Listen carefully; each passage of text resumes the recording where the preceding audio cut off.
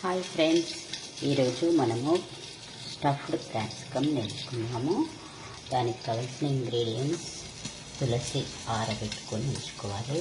కొద్దిగా మనం అన్ని వంటలోకి తులసి వాడడం ఏంటంటే చాలా హెల్దీ. తులసి, అల్లం వెల్లుల్లి, శనగపప్పు ఒక 1 అవర్ నానబెట్టుకోండి. పుదీనా, కొత్తిమీర, కరివేపాకు, పచ్చిమిర్చి, జీర, పసుపు, ఉమ్మ. నేనైతే రాక్ సాల్ట్ వాడతాను. రాక్ సాల్ట్ అన్నీ కలిపి ఇలా గ్రైండ్ చేసుకోవాలి. దాన్ని క్యాప్సికమ్ ఇలా కట్ చేసుకొని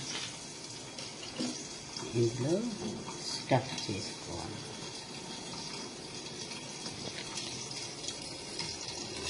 ఇలా ఆయిల్ వేసుకొని కొద్దిగా ఇలా పెట్టేసి ఒక్క 5 మినిట్స్కి రెడీ అయిపోతుంది. ఇది మనం మామూలుగా కూడా